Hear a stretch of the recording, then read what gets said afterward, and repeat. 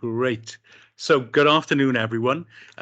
Before we start the agenda, I'd just like to ask the people in the Gloucester room to introduce themselves.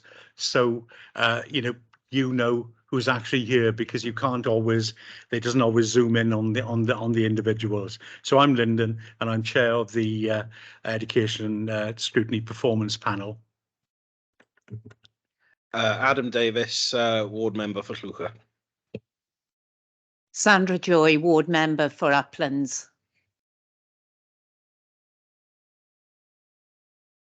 Sarah Hughes, team manager for education strategy. Michelle Roberts, scrutiny officer. Great, thank you all, and welcome to everyone. As I say, disclosure of personal and prejudicial interests. Are there any? Can't see any hands up, so I'm taking that as a hello. It was just myself, Angela, saying no disclosures from us. Sorry. Okay, right. Oh, thank you. There's obviously a prohibition of whip votes. The next item is the minutes of the previous meeting, and if you'd like to have a look at those, if I can go through them for accuracy, page 1, page 2, and page 3. Could I have a proposer that they be taken as a true record?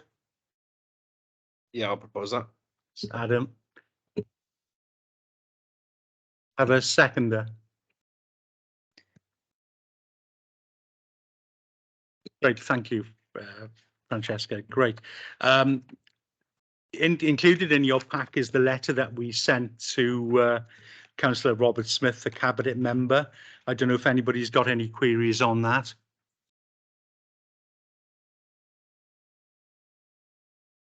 Looks like no. Great, thank you very much. Moving on at great speed now. Public question time. No public questions were received, so so we move on. What I should have said actually when I started, and I do apologies. We've had apologies from Bev Hopkins, Elizabeth Lee, one of our co-opted members, Councillor Mike Day, and Councillor Robert Smith. So I should have said that earlier. I apologise. And we now move on really to item 7, which is the annual education performance against identified priorities and progress with the Eston inspection recommendations. And I'm very pleased to welcome Sarah Hughes, who's head of improvement and monitoring. So Sarah, it's down to you're in charge, because Robert isn't here, or Helen, so you're in charge. Would you like to kick off? Yes, of course. Good afternoon, everyone. So just to give some key points really from the report that I put together around education performance. This takes us up to August 2022, so the end of the last academic year, and there's been further progress since then. So just some key points really from the main sort of area of the report, really, that from the appendices that you've received. So during the academic year, the first half, we mainly reported through the recovery plan. That was the greater emphasis was on these objectives to begin with, and progress was deemed to be strong against those. And so after reporting those to the Achieving Better Together steering group, we moved on then to the second half of the academic year in developing our service plans in a more detailed manner, and that was also in line with the discussions we had with Eston around streamlining our reporting and the way that we did that. So that then is in Appendix A, then the progress to the end of the academic year. So we, in addition to reporting our progress, we also have a RAIG rating against every objective, and that's just for us to clearly see really what's going well and what needs further development or further resource to it. There's another appendice that just explains really what the criteria for those RAIG statuses. In terms of how we reflect on those regs. Obviously, it can be subjective to the officer that's filling those in. We do challenge each other in terms of the strategic leadership boards in education on the statuses that we've given. And that report also goes to the corporate management team on a quarterly basis, and they also challenge and critique really the content of that. And then the findings from that then help inform our areas for development or our forward look in terms of what we're going to work on next. In terms of the post-inspection actions, so Estyn identified two recommendations really, and one of them was around our Welsh language provision, and the second one was around choice at post-16 and listening to learner voice. So I'd be able to give you an update on those things as well. So would you like me to go through separately? So would you like me to go through the progress report first and then on to the Estyn recommendations, or what would be best? Well, YouTube. Okay. The main thing is what you're happy with, but we'll go on to the the Estyn provisions shortly. Okay, lovely. So I think so the clear areas of progress that we'd like to highlight is our pupil manifesto, which council saw in July, and that was the aim of that is obviously to improve participation in our decision making, and following that we have actually had a Children's Day event in October where we were able to give them some feedback on many of the things that they've said really in that manifesto, and that will remain open to us as well, and we will continue to respond to our learners on things that are really important to them. We've been able to deliver universal free school meal provision to all reception age pupils, and are continuing to work on making sure the full offer is available. And we've created a new governor portal called Arweiner in order to improve our work with our governors as well. And then you would have noticed a sort of red area around progress around budget.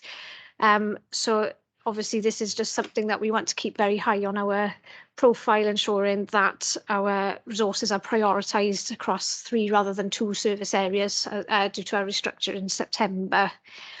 So they're the sort of key highlights really from our perspective, and if you've got any questions I can work from them. Great, thank you.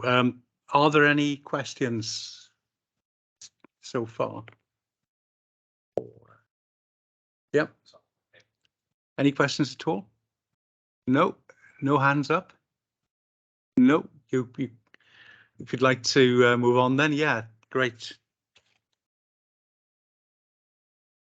I think with regard to the when you said that different departments and different people challenge what you're doing, I know that from the past that has been the case in Swansea, and it's been quite good as well, because I know that does not happen in a lot of the authorities, and when people like Estyn and so on look at what they're doing, well, there's a huge differential between what they've written, what the county have written down and the schools have written down, to what actually is happening on the ground. And I'm pleased to say that doesn't happen in Swansea because of the reasons you're saying, and that is great tribute to the team in education that actually doesn't happen. So well done.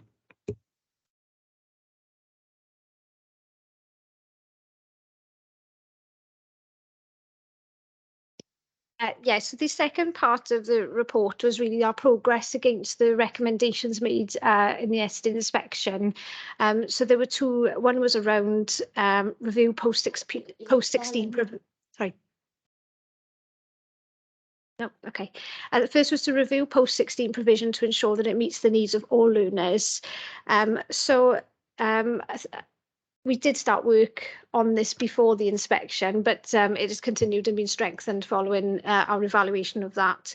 And so we've developed a three-year post-16 strategy, and that has been done in collaboration with stakeholders, including our secondary head teachers, Gower College, Careers Wales, Partneriaeth and Welsh Government colleagues.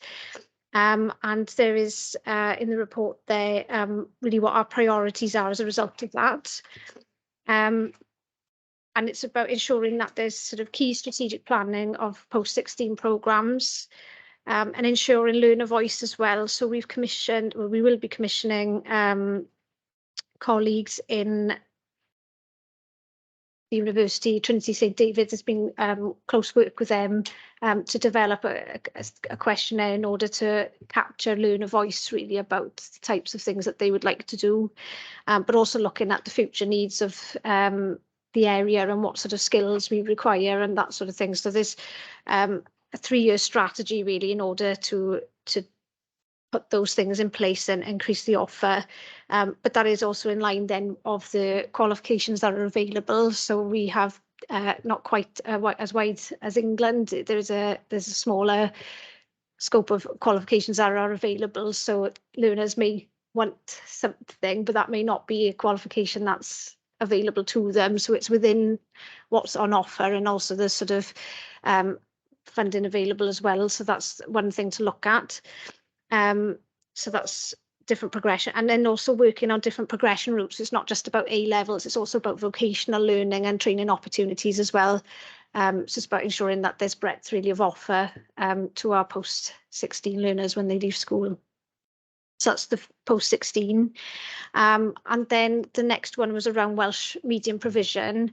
And we have developed a delivery plan for the Welsh and Education Strategic Plan, which was approved by Cabinet in July. And that is in its final stages. It's been shared with our Welsh language group, which has stakeholders from a range of partners, including Mudiad Meithrin, the Urdd, local partners internally and externally to the authority, all involved in Welsh medium, and that will be finalised at the end of December to submit to Welsh Government. So we have a clear delivery plan for the next 5 years in order to increase our Welsh medium provision, but also learning in the classroom. So it's not just about the buildings and at the Welsh school, it's also about for English and Welsh medium classes that they've got provision in order to improve their linguistic skills as well. Great, thank you. Have we got any questions? While you're thinking, I'll just throw in, while people are thinking, I'll just throw in one. I think the vocational learning is really important, because not everybody wants to go down that academic route. And I think it's really important in Swansea that we give that offer, because they can be quite lucrative as well in those particular jobs. And I think it's really important that we do offer that. And I know it's something that the Cabinet member, Robert Smith, when he was chair of what was then called the Policy Development Committee, and now we were pushing that. So, but that is important.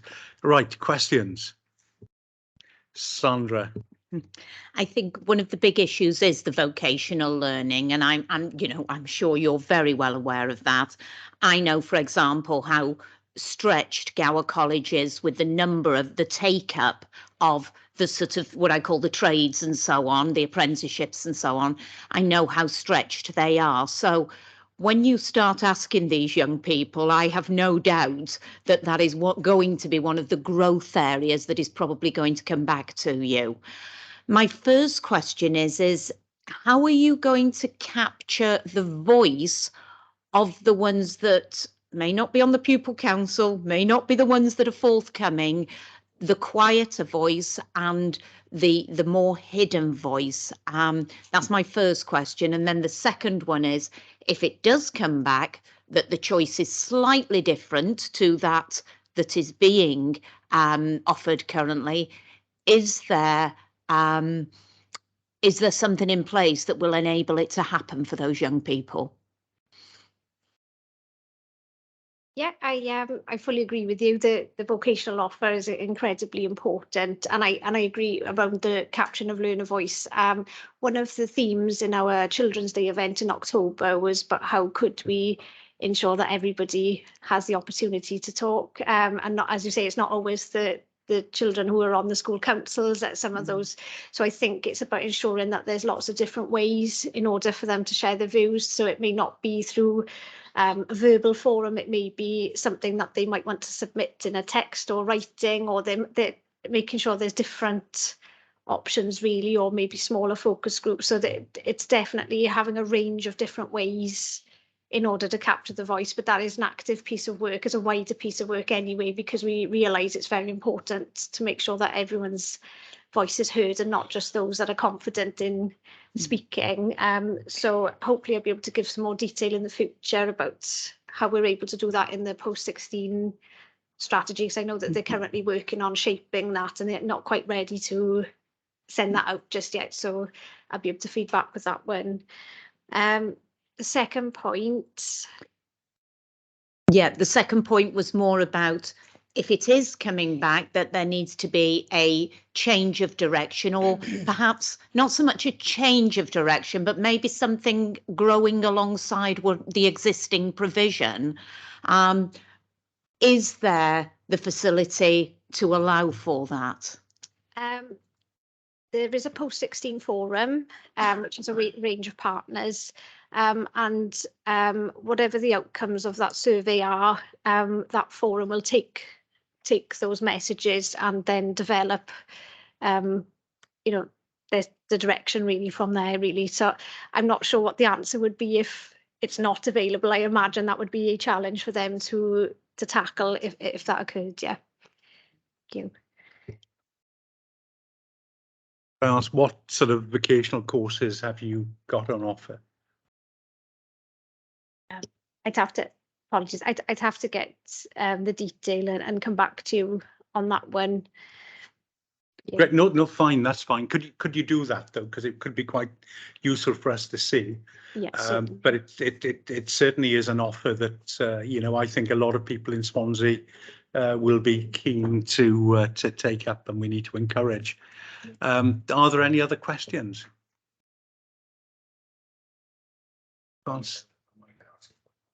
There we are. Okay, Adam.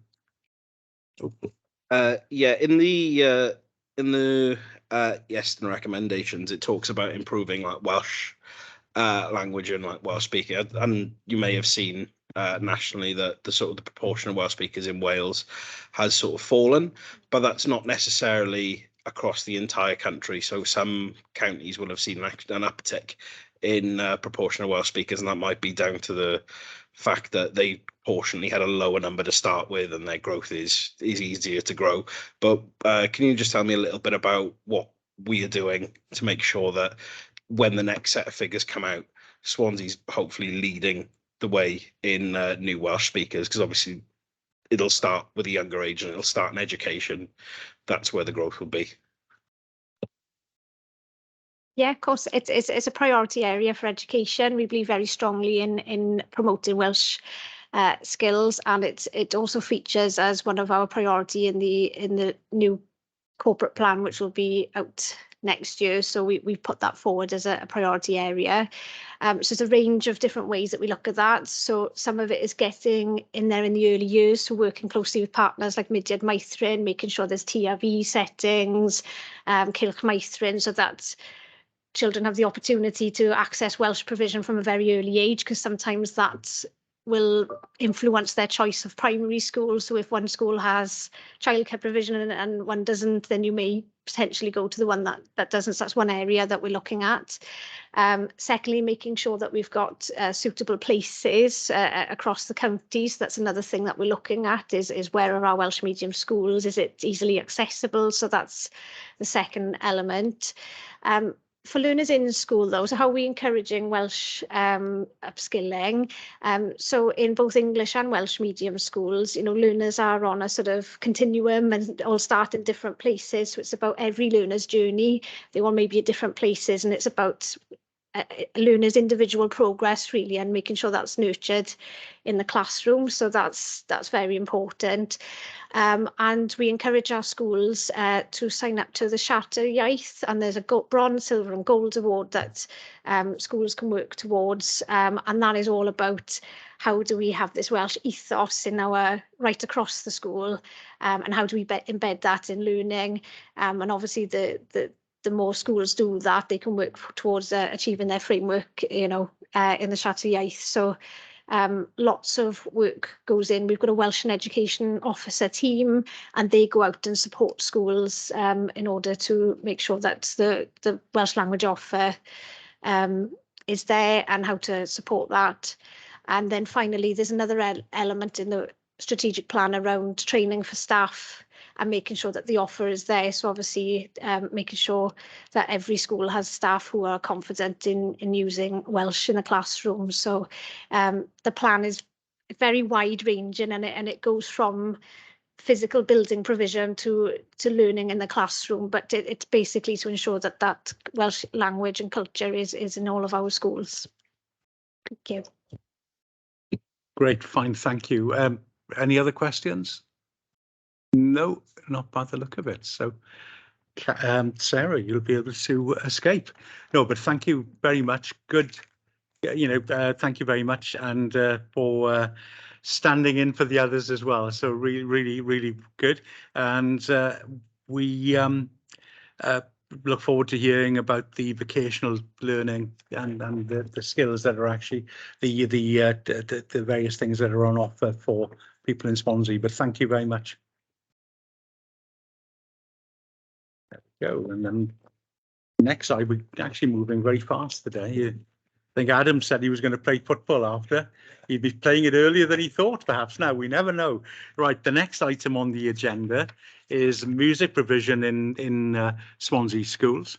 And I'd like to invite Karen Jenkins. And Karen, welcome. And you're going to give us an overview. And then I've certainly been given some questions, and I'm sure others will have questions as well. So, Karen, do you want to kick off?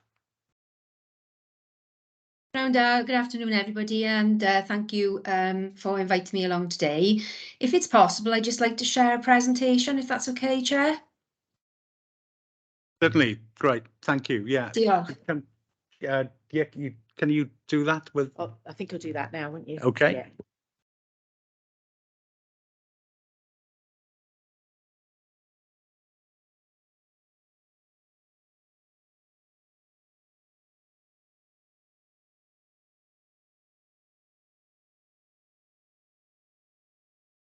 Can everybody see that? Okay.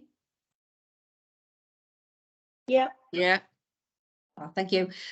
So obviously this afternoon, I'd like just to give an overview of the music service, which takes two sort of strands really, and that's in and around the music service level agreement to schools, and then the NMS, the National Music Service overview, which has come into to fruition since September.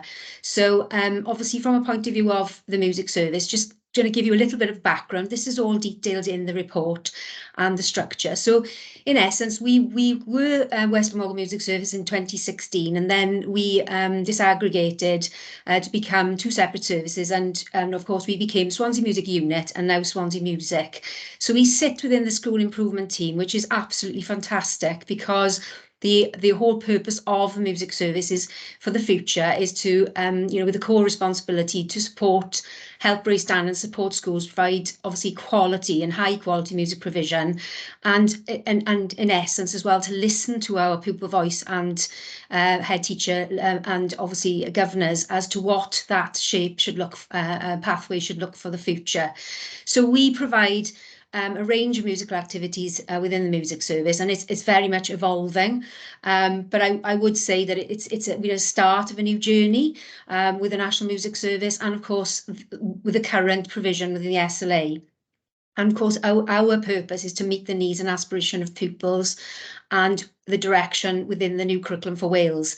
So it's quite a big task, and it's a very exciting task for the future. And obviously the access to music service for the SLA provision is a discretionary option for schools. The service is non-statutory and the money is not ring-fenced. So currently in the schools buying in Swansea are 48 primary schools, 8 secondary schools, and we do now have access with the pupil referral unit and also on the special school as well, Cree class. So that's a real benefit for us because we weren't reaching those until September 21. So that's the background. As a service, we have a structure. So it's myself as the head of service, and I took over in 2016. I have 2 team leaders. They are teaching staff who have 0.2 of sort of leadership and development with myself. And then I have 19 peripatetic teachers, and obviously 21 including the TLs, and I now have 1 administrator. So when I started in 2016, it was just myself. So the whole purpose of this, we're like a small mobile school, I like to call us, where we travel around the schools. I don't see the staff very often, apart from, obviously in our music centre provision, which is our out of schools activity. So they're very much involved in school life, and the idea is that going forward is to build back the buyback of the SLA to schools. So what are our priorities within that, within the SLA agreement? Well, before I share this, just like to give you a little overview really of the journey that has happened. So in essence, before September 2021, the service level agreement funding, so the delegated funding that went to schools was basically turned into allocation of time. So if a school was given an X amount of money, we would then turn and say 2 hours or whatever based on a formula. Because of finance and austerity, we made the decision in September 2021, and we worked with a focus groups of head teachers, some governors and teachers, music teachers and council officers, together with some of the music service staff, to look at how we could remodel this. So from September 2021, we produced a prospectus, and within that prospectus, we now, instead of giving the total amount to schools for them to buy in X amount of provision within the specialist areas that we deliver, string, woodwind, brass, percussion, guitar, ukulele, and a vocal, and obviously digital music starting to come in, we then decided that we wanted to make it a very flexible model whereby schools could buy in by a minimum of an hour. So that meant that the school had more flexibility of choice. They had they could bespoke even more the choice, because they did have the choice of what sort of specialist music area they were buying in, but it didn't mean to say they could actually need to spend all of the money. So that made it much more affordable. And so therefore, I'd just like to share with you how we remodeled this. And it was very much around the Curriculum for Wales at the time as well. So we operate a Youth Arts Wales pyramidal structure for all music services Wales, and it's a bit of a sort of a reverse way of looking at it. I don't have the pyramid where the base is at the bottom and the national picture is at the top. I turn it round, because without your base of the pyramid, where your bread and butter is the delivery of teaching, you don't have the top. So for me, the main focus of this restructure was very much around where can we go to make this more inclusive. And this was pre the National Music Service. So what we did was we brought in, as I say, option-based model. And the first option is what we call first steps. This is where our teachers go into foundation phase and basically teach basic foundation music through singing, and obviously using classroom musical instrument, including our body rhythms, because a lot of music can be created without any instruments whatsoever. This has gone down very, very well. And for me, this is the foundation. Without this, which we haven't really had too much of pre-21, this won't, I don't think, this give a pathway for progression as well as if this was in place. So this is going down very well, and I think it's going to really, we're going to possibly see post-COVID an impact then, or when we move forward into our play along scheme. So I brought this in about 2014, and the whole idea is looking to England and to Scotland and Ireland, We used to teach more traditionally in smaller groups, which we still have for progression, and in teaching through the grades in order to progress through to national levels. And we use the ABRSM, Associated Board of Royal Schools of Music, and Trinity Guildhall, where pupils learn instruments and grades and pass through to grade 8 and so forth. But this idea here, through our play along scheme, where we have 6 to 7 different specialisms. We've got, you can see on the right there, some instruments, red brass looking instruments. These are called P-Buzz, and we have Buzz Along. All these instruments that you can see on the left as well, you can see the small woodwind instruments.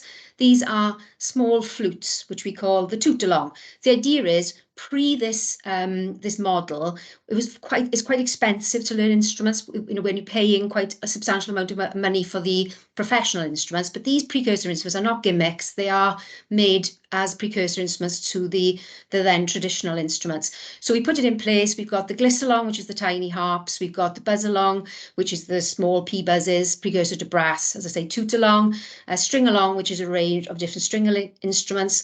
We've got strum along, which is the guitar, ukulele, and then we've got our keyboard as well, which is gliss along too. So there's quite some exciting program there. What happens there? The schools can buy in for an hour. And they can have a whole class where we provide 35 instruments in whichever specialism they want, and we provide then up to 34 weeks provision through the year. And the idea is that we're building numbers to go on to the next pathway. In addition to this, we brought in sing along. And that is where we found that schools are asking more and more for this. We've noticed that back 10 years ago, you would, in any, whether it's Welsh medium or English medium schools, primary schools, that the number of specialist music teachers has been dwindling. So therefore, for this, this definitely has been pre-COVID, obviously a growth area. And of course, with the new structure, we're hoping that this will build back up. And then in addition, because obviously we have seen changes over the last 10 years in the buyback of the SLA for schools, I was lucky to be involved with ITV back in, I think it was 2017, where I sort of piloted in Bishop Vaughan Comprehensive School, sorry, Dylan Thomas Comprehensive School, band along, where I used some of the other precursor brass instruments, the P trumpet and the P trombone, and we taught the children, there's not a picture of that there, we taught the children to play brass instruments in the year 7 and put together a brass band at the end of the year, and obviously ITV came to film that. In addition, the reason for this is because we're finding that a lot of pupils weren't having music in the primary setting, instrumentally or vocally, and so therefore we've put in these sort of options in year 7. So the idea is that our staff go into a whole class setting in year 7 and teach these instruments, and it was going very successfully pre-COVID. We've also started jazz along there with the woodwind instruments. So you can see some red arrows coming up here. Well, these are the progressions that link with the school, that, as I say, at my top of my pyramid rather than the base. And the key thing is, where do we go from here? Well, ultimately, what happens is we've got a pathway then onto our county ensembles, where we out of school deliver opportunities for pupils come along to play in brass bands, youth orchestra, and other rock and pop and so forth. And so this is the area which post-COVID is worrying me, if I'm honest, how we build this back up, because we had some fantastic projects going on pre-COVID, but numbers are very low. So it is that by putting in the option 1 forward, so that we can have and celebrate our young people in pathways for the future. So this is definitely a huge piece of work for us going forward, as it is Pan Wales. And then going on then, obviously, from a point of view of that, is how we build, isn't it, our school orchestras and ensembles and rock and pop groups and so forth, rap groups, whatever they are, to support the county. And then onto national levels where pupils can represent their country like you can in sport. And on the bottom right-hand side, this is an initiative that I developed with partners, where we developed our own a symphony orchestra. We brought it back, because back in 2015 numbers were starting to dwindle, and we did a massive side-by-side project in the Brownman Hall. So some very exciting things going on, but this is the new option-based choices.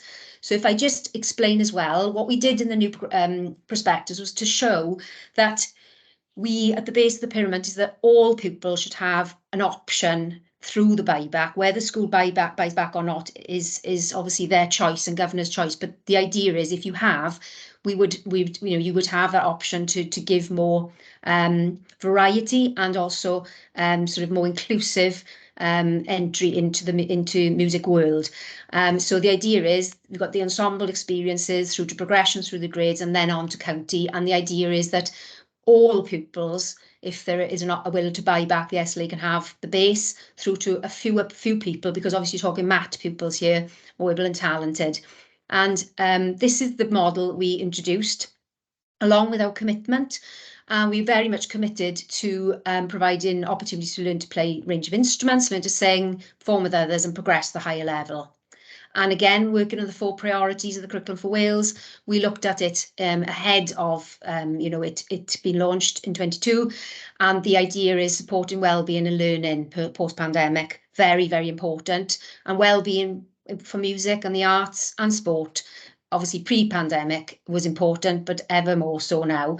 Strengthening skills, enriching experiences, and reducing the disadvantage gap, which is a concern of mine, to make it very accessible for those who can't afford it, and obviously promoting Cynefin.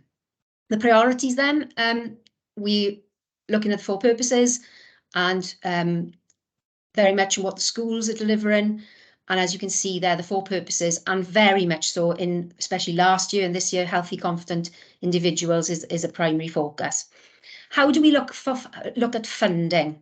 Well, it is that the key thing is that we modelled it so with the delegated music budget that goes to school, if we can focus on the whole class, then obviously if we can support with PDG, and I know that it is becoming an ever-growing problem how PDG can be used in schools, but the key thing is that there is that option. In essence, to support further, but now with the National Music Service, I've got further plans for that. And then obviously always has had been an element of charging parents. And if we come from our option 1, 2 and 3 and 4, where we're teaching whole class, into our pathway to 5, whereas the small traditional groups where they learn the grades, this is where the next steps is to encourage that. If because the money with the National Music Service doesn't allow every child in Wales to have an instrumental lesson, it only allows opportunities. So that is something we need to look at, and that will be the suggested funding model for the SLA. Okay, moving on to just a little background before going to the National Music Service. The key factors of why the National Music Service was born was back in 2015, Carl Leporella looked at the key challenges. And obviously within the consistency of offer across Wales, there were significant differences. And obviously existing terms and conditions, it was that all teachers all music staff with the music services, I should say, were teachers, but that's not the case now. We are still on teachers paying conditions at the moment. Obviously the idea is that even with the consistency of offer for pupils as well, there's a variety, or has been a variety of delivery. So it's becoming ever more challenging if a child wanted to move from Swansea, say, to Conwy, that they weren't having the same provision. Obviously change to management costs and loss of individual identity with larger collaborative models, which could be identified as a solution. Also, we are challenged by private providers who come into schools to deliver music, and schools use the service level agreement for that. Where alternative models have already been delivered, there are still funding challenges for that. So hence, even if school services have restructured from teachers paying conditions, they still were finding funding challenges. So the outcome was there was a recommendation that basically that it was put forward that none of the above could get to the heart of the issue. So moving on very quickly, the key thing is that the Cultural Language Communication Committee report hit in the right note, and it was championed by Beth and Jenkins at the time, Beth and Syed now, an inquiry into future of music services. So the hit in the right note, 16 recommendations, and these are the recommendations here. With a main theme of the equality provision and equality of access, which I have focused very much in since I took over in 2016. But focus of the report was there were shortfalls and that every child, regardless of their location and financial backing, needed to be supported. So without a clear strategy, they're very difficult. So the outcome of the report was there was going to be an inquiry, and the strategic direction was the implementation of a National Action Music Plan. So moving on then, there was a feasibility study in October 2019, and the recommendation was proposed for a National Music Service.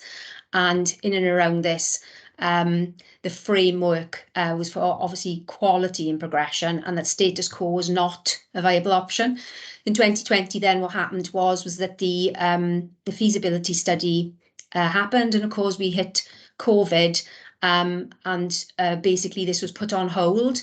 So the key thing is from a point of view of COVID, we very much in Swansea were growing because we developed our Swansea platform via the Swansea Virtual School and continued as best we could as online lessons. So whilst there was a hiatus here, and obviously in regard to where we were delivering, we did keep expanding. We did lots of online recordings. We developed a whole model where we got our staff to record music, so the children could access this, so they could carry on and basically see good practice with the member staff delivering the pieces, scales and so forth.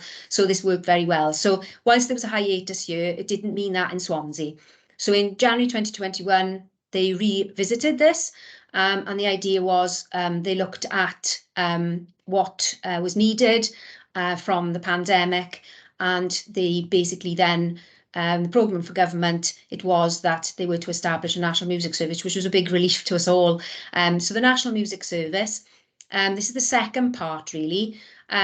This was published on the 17th of May. It was due to come out in January. And there are two versions which you can access, and I have shared that in the report. But we're very fortunate to celebrate because we are very much in Swansea a musical nation, or a musical city, I should say. Because of all the work that we were doing in Swansea with our whole class initiative, the idea was that we were asked to launch the National Music Service. So the Welsh Government invited us to showcase best practice because of the initiative that I put in place within our Moulding Musical Minds initiative, where we use first steps and our post-COVID recovery year 6 carousel, which I'll just quickly show you, and because of our initiative of trying to cater for the 4 priorities.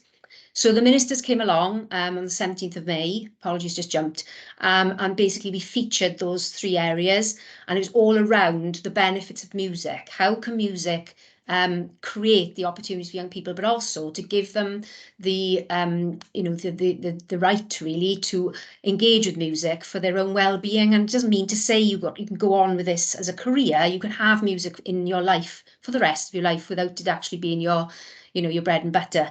So it's very much important as along with how it can strengthen pupils' academic skills, because as we know, whilst it's a skill, it strengthens your math skills and so forth. So the idea was very much to engage with in a different approach of how we were going to deliver this. So based on the healthy, confident individuals, we basically created a little program in and around how can we support young people so they don't not just learning one instrument in the year. And what we came up with was a model where, although it's very logistically demanding because we had to move some instruments around, and the idea was that instead of a year's provision, for example, in string along, we decided to do a half term of each of these activities. So you've got your string, your toot and so forth. And the final half term, they were a celebration, a recall and retrieve for the pupils together of what they've learned through the year. And the idea was then that we asked the schools who wished to be involved, and the Bishop Vaughan cluster decided to take part. Not all the primary schools were in it, but we had 3. So this is just a little model. The heart of it was Bishop Vaughan, and that was where the celebratory event was going to take place. We didn't actually do it in the summer last year, but because the ministers came, we actually created that as the celebration. So each half term, we carousel those activities around, and that's just another model of what we did. So therefore, we had a carousel of 3 primary schools of our play along and sing along. And so here we have the ministers came, and I'll just quickly go through these pictures where we themed it in and around the AOLE Expressive Arts.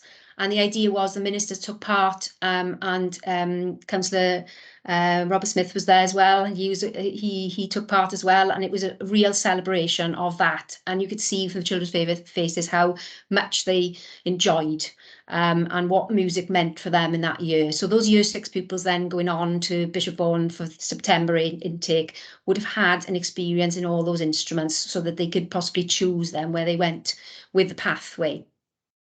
So with the National Music Service, the lead responsibilities, and again, this is just to summarise the governance and the priorities of the plan and what the advisory board stakeholders and what councils are, how they integrate in this, and broad and diverse offer. But I think in Swansea, I think we can celebrate that we were trying to do this before that. So the National Music Service is going to help us even further. Obviously, we've got to have benchmarking, and we've got to deliver reports, which hasn't happened yet.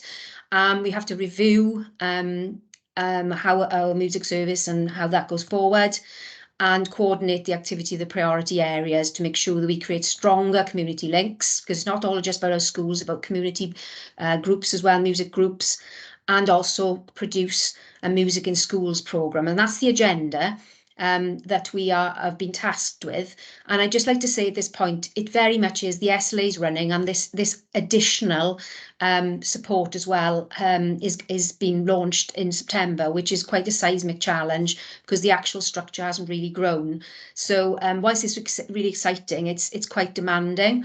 And things they want us to look at. What is the maximum charge for music tuition? We currently £59.50 per hour.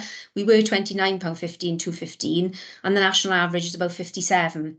But we've costed it, and probably is £76 an hour is what a national music service with teachers on teachers paying conditions would be. It's quite a substantial hourly rate. So that hasn't been looked at yet. It's very much, say, small steps. And obviously we need to look at no financial charges for pupils who study in GCSE and A-level, which is one of my tasks for January as part of our plan, which I'll share with you in a second. And obviously working with industry and Careers Wales, we've already done that, as explained, with our partners, with BBC Now, etc.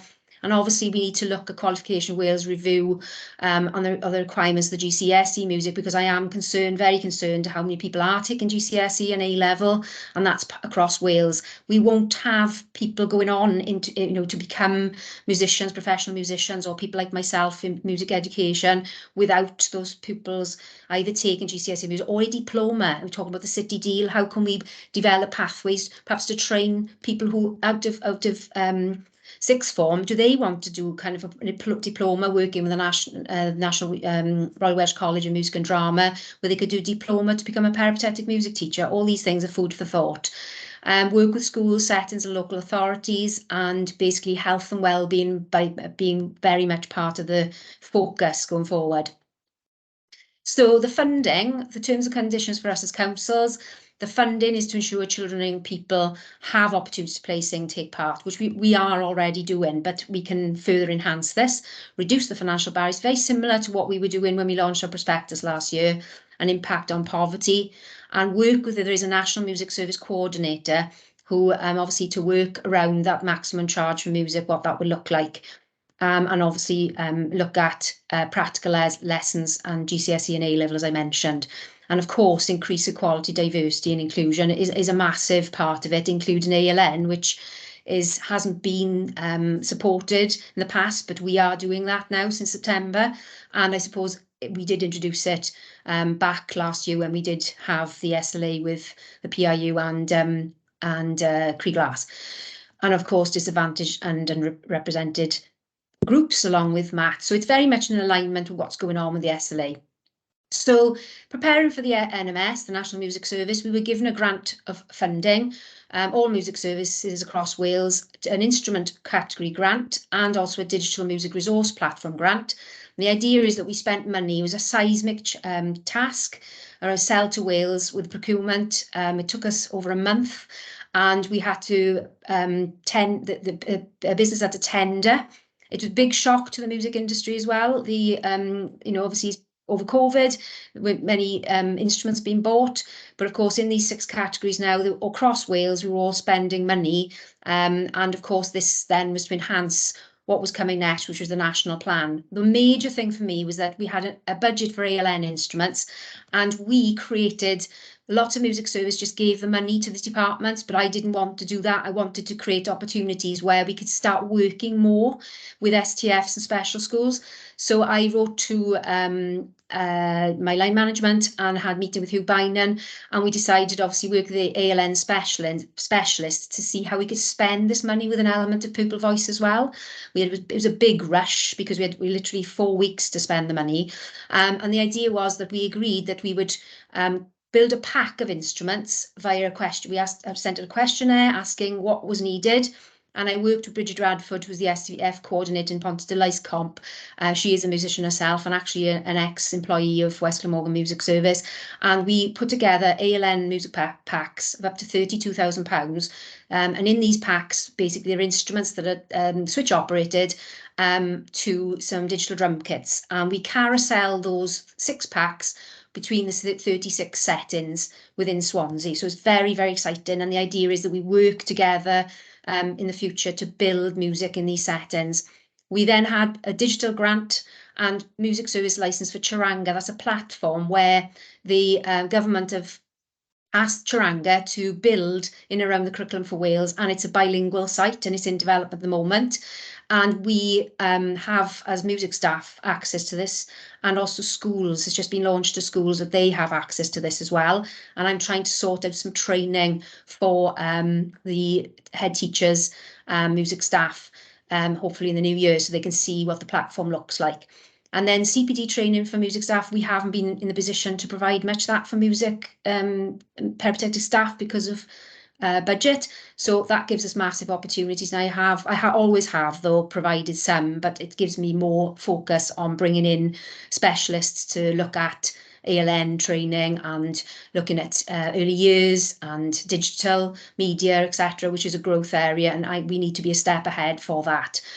So just moving on then with the allocation of funding, the majority of the funding is in and around the councils, but also there's an element of funding the coordinator and the service branding. We've now got a National Music Service website in development. Charanga are hosting that. So when it's launched, schools will go in, but they'll see each music service as their front page. So if schools come in from Swansea and access the National Music Service website, they'll see us as the front page. We can celebrate all the good practice going on in schools. And I believe that there is somebody going to be a marketing person coming in within the National Music Service or working with the National Music Service coordinator to look at that, because that's quite a seismic job. And then obviously looking at branding, external evaluation and professional learning. So that some of the monies went towards that. Partnership working grant, and then obviously to promote the National Youth Arts Wales pyramid that I talked about in the SLA. So what was our plan? Well, firstly, the plan, obviously, we need to keep maintaining the resource that we've got, this fantastic resource that we bought, working in partnerships. I could go on and tell you all the partners, but I think just bearing in mind the time, but I'm very happy in the future to talk or any questions. And monitoring and evaluation. We are in a position where we need to look at bringing in Parator, which is what Welsh Government are talking to. It's a framework where we can benchmark and profile pupils, etc.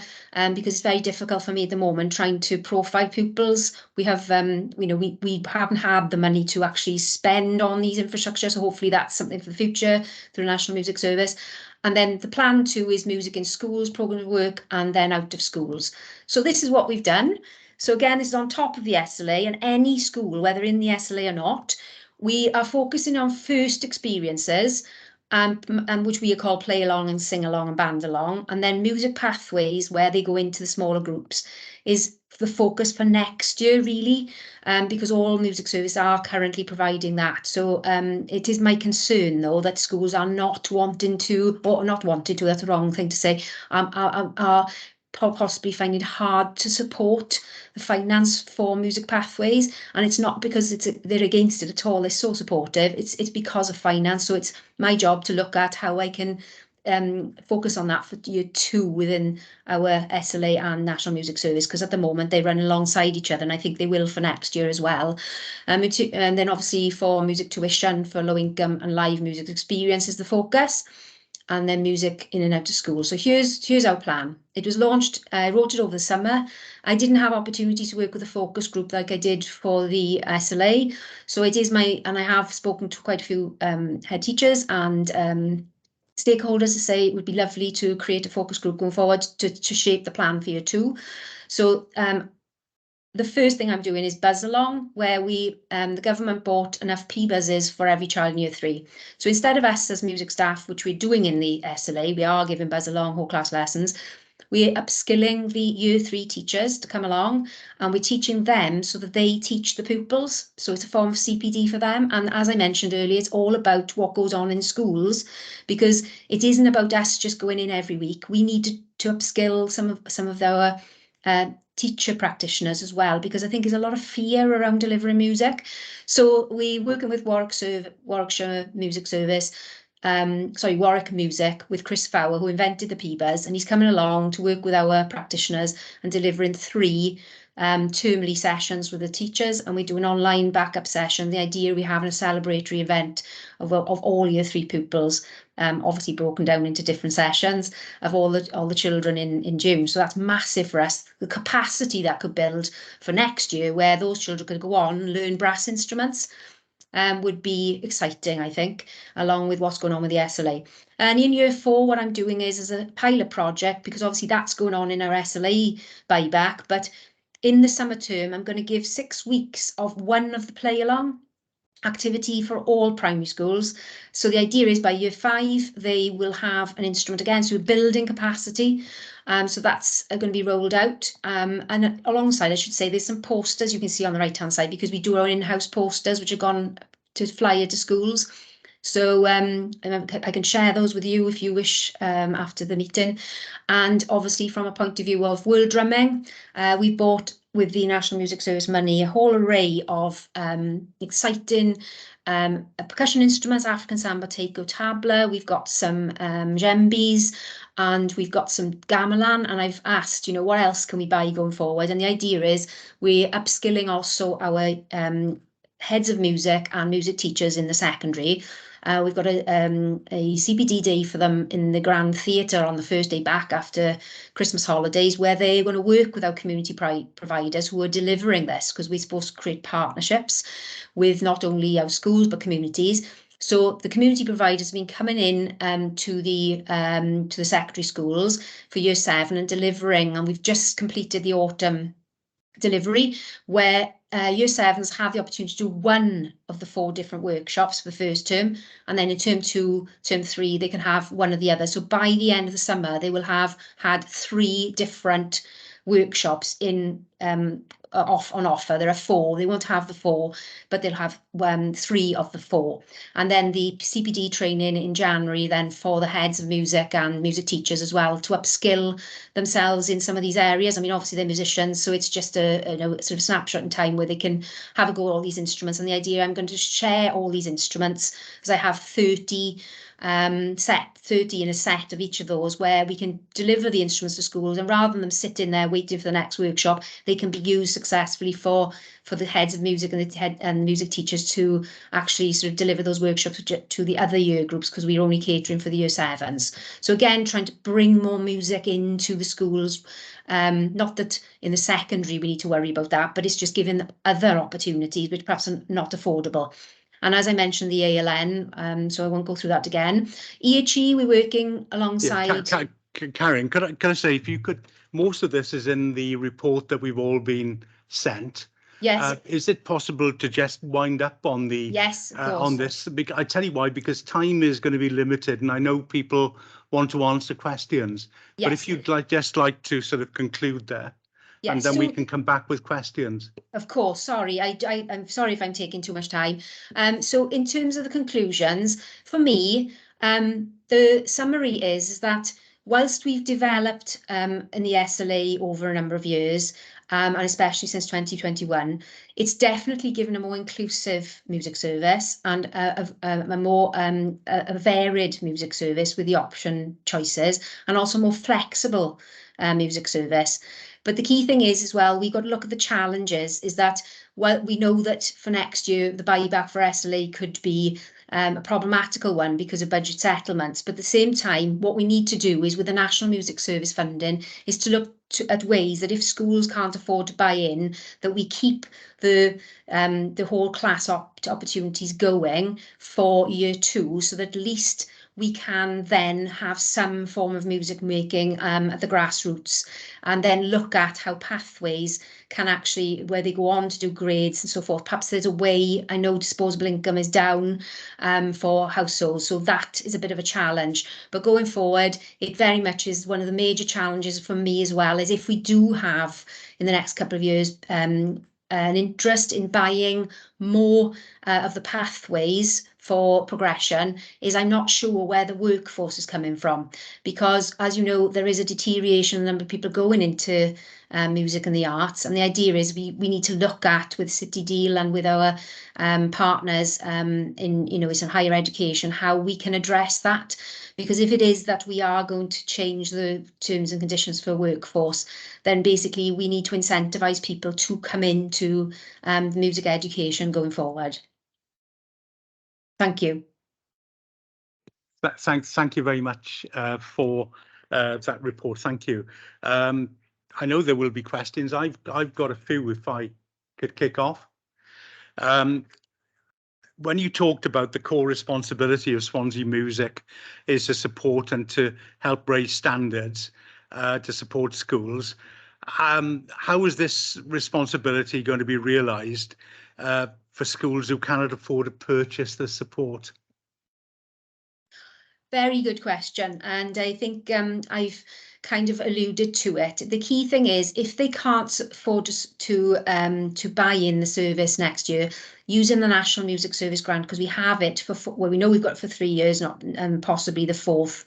The idea is, with these inclusive whole class projects that we're delivering year 3, year 4, year 5, and obviously in year 7, and looking at A-level and GCSE, we can support that. The idea is, if they can't buy in next year, at least we will be able to provide free of charge. Because remember, this National Music Service is free of charge to schools, whether in the SLA or not. That I think that while we see problems possibly next year with buyback, then at least it won't just stop. We will still be providing all that support. Okay, great. Anybody else got any? I've got a few questions, but has anybody else got? Oh, okay, great. How and when is Charanga going to be supplied to schools for use? And when will teacher training commence, and how much will be provided? In answer to your first question, Charanga has been launched to schools. I put in the education newsletter a couple of weeks ago. So we had a presentation with Charanga as music services back about 3 weeks ago, and I need to signpost again, because I think it's about 2/3 of schools who've actually signed up. So my next job in the new term is to make sure I signpost again, and then, as mentioned, potentially to provide an opportunity for our schools to come on and drop in on an online session where Cheranga have said that they would provide some CPD. So that could be done. I know I'm aware of staff time in schools, their workload, but we could offer it potentially on an inset. I know on inset days are slightly different, but it could be that, or we could do it in twilight after school if staff would like, and record the session so people could dip in afterwards. That would be my intention. And to your second question, the CPD, as in CPD for school staff or music service staff? When will teacher training commence, for, them to be able to teach, if you like, that particular... Sorry, Chair, you froze then on my screen, sorry. Oh, right, yeah. I said, when will teacher training commence, about using the Cheranga, and how much will be provided? The training has happened for our music service staff. We had a training session in our PPA week, which was in September. In terms of training for the schools for Cheranga, as I mentioned, to actually provide that training is very quite a simple platform actually, which is really nice to know.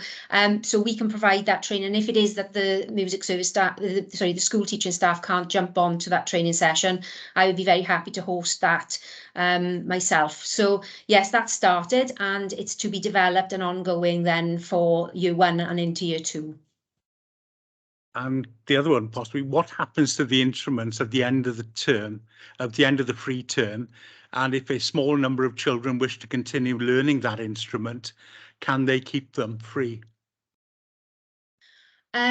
If they're in the SLA, obviously, isn't it, in terms of the instruments that go out for whole class, it's very much on the discretion of the head teacher whether they want to buy back for next year. And of course, if it is that they then want to progress, that would be then the next stage where we would provide the traditional instruments for them through the SLA. So it would be that the instruments then would, if they're required then for the next year intake, that they would stay at school, and then we provide, obviously with the buyback then, for additional traditional instruments so they could progress. Within the National Music Service framework, it very much is the year 3 instruments that have been bought by Welsh Government, the PBAs, they're very much for year 3, and then they stay in school for next year 3. The idea is that they don't come back into the music service. And then with all the other instruments, the National Music Service, the idea is with the funding, we keep continuing through the project activities, put in the projects for schools so they still keep getting used. Okay, great. Thank you for that. Are there any other hands up? I've got a few more, just a few. Could you say, when will individual schools start receiving this, the play along project? And is it free for year 4 children, or only available for schools who can pay? In terms of the SLA, service level agreement, that starts every September. So the play along scheme and the sing along scheme has started. It starts at the beginning of the academic year and continues right the way through. And then the National Music Service instruments that I just shared with you, with all those projects, they have started as well. So the key thing is that has been rolled out. So the year 3 started in October. The year 4 is in the summer, and then the year 7 again. We've had the first round of workshops for the autumn term, and then it'll be the spring and summer term. So everything's already started. Great, thank you. You mentioned your concerns about progression and how it could be funded. How do you think that might happen? Well, in regard to the slide that I showed in and around obviously using National Music Service funding, because obviously the National Music Service funding, the first year, the priority is very much what they call first experiences, the whole class, which in our SLA model is called play along and sing along, band along. So the idea is that going forward for year 2, within the service level agreement is to obviously to work with head teachers to say, is there the funding for that, and potentially with parental support. Failing that, then it would be to look at then how and working with other music service and the National Music Service Coordinator, my line managers within the council, of how we can shape some of the monies from the National Music Service to support that, especially for people, pupils who require support. Great, thank you. I've got a few, but what I'll do is to write into you actually, rather than just me ask the questions. And if has anybody else, Adam, you have, yeah. You mentioned briefly about sort of, the outcome and, the inverted pyramid, this, something like that, and that was very good. And so if the objective is we want to see more professional musicians, more people working and teaching, etc. Well, like in sport, obviously a pupil will have their PE lessons, this, that, and the other, but nobody's gonna become a professional footballer or a professional rugby player on their PE lessons alone. They'll go and they'll play in a club, in rugby, this, that, and the other. It's a bit the same in music, and I know in the report you said you're developing stuff across partnerships across Swansea. I was wondering if you could just tell me a little bit more about what's being done in a sort of developing those partnerships for secondary school levels, because I know that the report was about year 5 pupils and this, that, and the other. I was just wondering if you could just tell me a bit more about what's there for as the pupils get older and they start to age out of the stuff that we've covered, which is fantastic and is a brilliant learning thing. But obviously, if we want to keep them progressing, then it needs to be happening outside of the classroom as well. Absolutely, totally agree with you, and that is a concern, especially post-COVID. So in essence, what we're doing with the band along, the idea in the year 7, we upskill the whole class to engage with any pupils who potentially may not have had opportunities. So that's the starting point. Of course, we're trying to expand and encourage schools. Obviously, we're to take, because everything stopped, didn't it, in terms of ensemble music making within the schools. So our music staff who go in delivering on the SLA very much support lunchtime activities and after school orchestras. That's part of our delivery. It comes part of what schools buy in, and our staff really support, especially this time of year, busy Christmas concerts, although it's not quite a busy calendar as it has been pre-COVID. So that is really important for me. How can we engage with young people to encourage them to develop out of school activities? And it is a challenge. My music service sort of colleagues across Wales are finding that people are not so engaged in coming out after school. It very much is, trying to find solutions. And I am doing a review of how we run our county level ensembles, which again, so you've got your ensembles at school and how do we engage with pupils coming to music centres. And what I've done for the first term, so we come to the end of the first term, and I am going to do it again because obviously funding is finite, but for the first half of the spring term, is that all our out of school activities, county music ensembles where they come to Bishop Gore, are free of charge. Okay, so obviously before there was obviously a fee, a very minimal fee, and of £60 for the year pre-COVID. But we haven't run music centres now for 2.5 years. So I'm currently doing a review, or going to do a review of what we need to promote this going forward. And I do feel that it's a bigger job than myself. I have sort of spoken to line management, obviously, and very supportive, always have been. What can I do more to encourage that, working with partners? And I'm already in conversations with current partners and community groups of changing some of the provision where it's more based around, sort of rap and world drumming and all the activities that we're doing in school, and perhaps be a little bit, think outside the box a little bit to encourage people to come, and ultimately with the National Music Service Coordinator as well. I think it's an agenda for all Wales to look at as part of the National Music Service. What can we do with Youth Arts Wales to change the focus, because it isn't about just us as music service. It's surely the National Music Service is about having a strategy going forward for, you know, inclusion for out of school activities. Otherwise we won't have our youth orchestras and rock pop bands going forward. So it's a journey. We're only at the start of the journey, and it's we've got to build massively. And I do agree with you, a lot of work needs to be done in the secondary setting. So I hope that I'm trying to focus on that more and more as we go through year 1 and into year 2 of the National Music Service. Great, thank you. Are there any other questions? No. Karen, could I thank you so much, because you've asked, you've answered loads of questions. The knowledge that you've got around the service that you were building up is second to none. So thank you. It is, I believe, really important work that you're doing, because I think music is a great leveler, actually, like sport, really important, and you are really fulfilling a really important task for the county, for Swansea. And thank you. Chair. Thank you, Chair. Thank you, Karen. Thank you. Thank you all.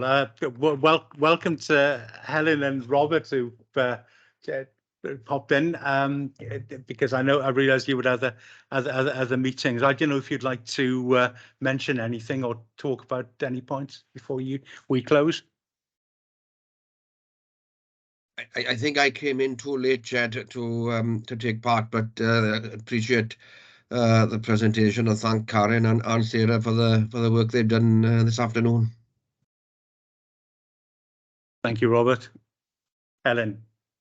Yes, Chair, just to echo those comments, really thank you to Karen and to Sarah who spoke. And I know Sarah was briefed ahead of the meeting, and apologies. We had a last minute budget meeting we had to attend. So I'm really sorry we weren't here at the beginning of the meeting. Thank you. Okay, thank you. Appreciate you were otherwise engaged. But no, indeed, both Sarah and Karen have done a great job, actually. So thank you both, and thank you all. Could I say it's our last meeting before Christmas? So I hope you have a very happy Christmas and New Year. And one person I've got to thank for all the work she's done over the last year is Michelle, because without Michelle, we wouldn't be having these meetings. So thank you very much, Michelle. As I say, look forward to have a good Christmas, and I'll see you all in the new year. Thank you. Merry Christmas. Bye. Merry Christmas.